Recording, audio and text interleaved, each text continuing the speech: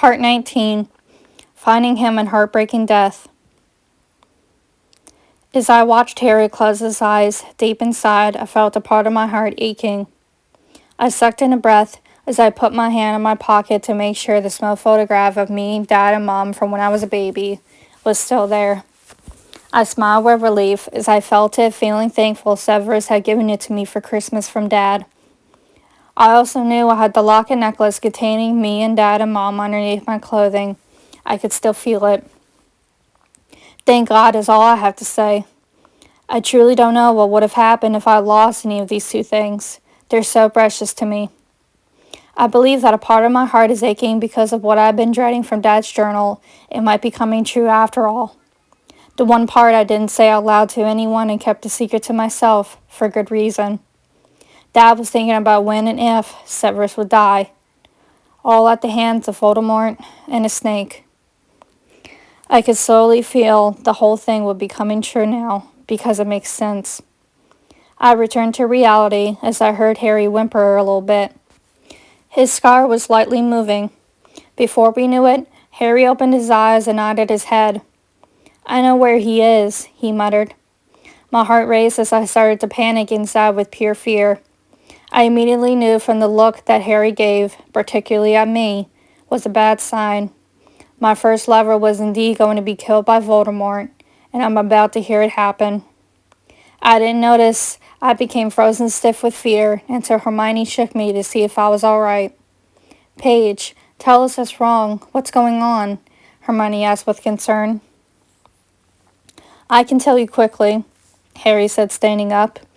"From what I've seen and where we're about to go, Voldemort told Mr. Malfoy to go find Snape because he needs to see him." I sighed as I felt myself starting to shake some. "I believe I know what's going to happen next, you guys," I muttered, looking at them. They looked at me, waiting for me to continue, as I knew we weren't going anywhere right this minute until I came clean.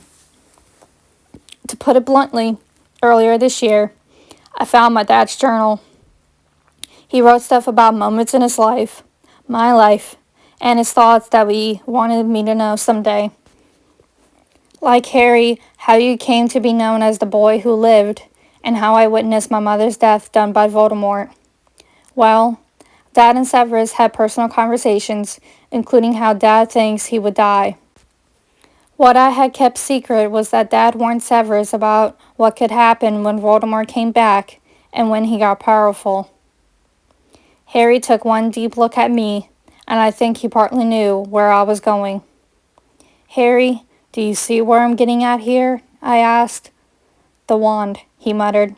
"I see and understand now, Paige. You don't have to say it. I hope you're ready to hear it." I nodded my head softly as I felt tears welling up in my eyes, threatening to fall down my face. Hermione and Ron needed a moment to understand what Harry and I were discussing, but then they caught on, I think. Ron and Hermione and Harry hugged me for a brief moment before we needed to keep going. Afterward, we started to sprint to the courtyard where all the fighting was. The castle was burning, there are Death Eaters everywhere, and people are fighting for their lives. We're throwing out spells and dodging things left and right. It was insane and heartbreaking to witness. I fought with spells with what I knew to keep us all safe. I heard Hermione gasp as we looked over to see someone leaning down on a young girl. "Hey, I think that's Lavender," I shouted loudly. I saw blood coming from her as Hermione reacted by shooting a spell, killing whoever was hurting her. Well, that's shocking, considering the past of them two. We kept going as we saw everything around us getting ruined and burned to the ground. We almost got hit, but luckily it missed us all. But as we ran out to near the front entrance, we saw a huge crowd of Dementors approaching us. Shit, we're in trouble, I immediately thought. Before I could look at Harry to say something, a huge glow flashed past us and lashed at all of the Dementors, keeping them far away from us. Harry and I turned simultaneously to see my uncle standing there in defense with his wand out. "Uncle Abe, he's the one to lash out the spell to defeat the Dementors. He does care about us or our safety at the school after all. Just like a true Gryffindor. As he also should since his only niece is here. I smiled as I nodded my head and said quickly, "Don't worry, Uncle Abe. I'll be safe." He nodded his head as he looked at me, Harry, Ron, and Hermione. We ran off, racing to the boathouse. We walked quietly along the side of the boathouse, watching and listening carefully to what was happening. We all crouched down on each other as Harry was right by my side. He looked at me with caring eyes and held my hand tightly as it shook and I took in a deep breath. We started to hear the conversation between Severus and Voldemort clearly. "I hope your spirits are here, Dad. I'm going to need you to help me be strong with this," I thought. I took in another deep breath. "There is no one more powerful," I overheard Severus saying. "Tonight, when the boy comes, it will not fail you, I'm sure. It answers to you and you only." "Does it?" Voldemort questioned. "My lord?" "The wand. Does it truly answer to me?" For a moment, neither of them said anything, but Harry, I hope at least, and I could tell that Severus sounded slightly frightened underneath his probably casual look. "You're a clever man, Severus. Surely you must know," Voldemort said, walking around him as I watched his silhouette. "Where, Severus? Where does his loyalty lie?" "With you, of course, my lord." "I know that's anything but true. Hell, I don't exactly know, but I can't wait for Harry to get this evil bastard," I thought. Then I heard Voldemort say, "The Elder Wand cannot serve me properly, Severus, because I'm not its true master. The Elder Wand belongs to the wizard who killed its last owner. You killed Dumbledore, Severus.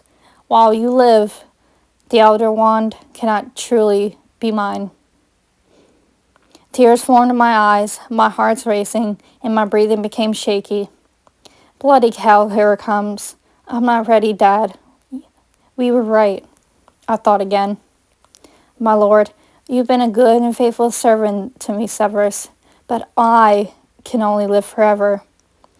Severus' silhouette looked at the snake as he muttered, "My lord," but Voldemort said, "Nagini, kill." She instantly strikes Severus as he falls hard against the boathouse wall, right where we are, but closest to me and Harry. My grip on Harry's hand got tighter as he held it, with every ounce of my body wanting to scream. "I want to save him. Bloody hell, I want to go in there and save him, and I can't." I felt Hermione and Ron touching my back for support with their hands, which I desperately needed at this point as I felt myself shaking. We heard the snake strike even more for a few moments, and I closed my eyes tighter and tighter with every strike. As soon as we all saw Voldemort and the snake leave the boathouse and the coast was clear, the tears I was holding in started to fall. I immediately got up like lightning and ran inside the boathouse. Harry ran inside behind me to stand in the doorway as I heard Severus call out my name. "I'm here, Severus. I'm right here. It's okay." I shakily got out. I got down on my knees as he looked at me with tears in his eyes too. He watched my tears fall down my cheeks. His neck was swollen and he was bleeding. "Severus, there's so much I want to say. I don't have to say anything," he muttered. "It's all right. Don't cry." My heart's beating a million miles a minute. Harry slowly came close to me and laid his hand on Severus's neck to stop the bleeding. Ron and Hermione came in and stood by us as they watched Harry and me by Severus. Harry and Severus looked into each other's eyes as Severus lightly cried. I grabbed Severus's hand, holding it tight as Severus said to Harry, "Take them. Take them. Give me something quickly, a flask, anything." Harry lightly shouted out to Hermione. Hermione instantly rumbles through her bag, pulls out a small vial flask, and hands it to Harry. Harry pulls Severus's face back for a moment to collect the tears. Severus stares at me. "Use yours, the one I gave you." "I will, Severus, I promise." He tightened the grip of his hold on my hand, just by a touch. A few more tears fell on my cheeks as Severus stared dead into my eyes, and I stared back into his. I used my other hand and placed it on the side of his face. "A part of me has always loved you, Page Dumbledore," Thank you. I lightly smiled as I started to cry. I responded softly, I love you too, Severus Snape. Always have and always will. I'll never forget you. Thank you for everything. I leaned in and quickly placed a soft kiss on his lips as he used the little strength he had left to kiss me back. Then Severus looked at Harry. Look at me. Harry looked at him and stared into his eyes for a short moment. You have your mother's eyes, Severus muttered softly as he turned his head to look at me for the last time ever. Severus, no, I muttered in tears. He fainted out as I heard his last breath while tastefully placing a soft kiss on his forehead. Severus, no, come back. Come back to me. Please, don't go, I shouted. I screamed as I cried hard. Harry looked at me with pure sadness as he pulled me into a tight hug. As I did, for the man I came to love since I was a child, my first love and protector, was gone forever. Don't forget to like and comment on all my videos, including this one, and please consider subscribing to my channel as the support means a lot to me as a part-time YouTuber, and hit the bell to get notified for when I post new videos. We still got much more of this story to cover, so stay tuned.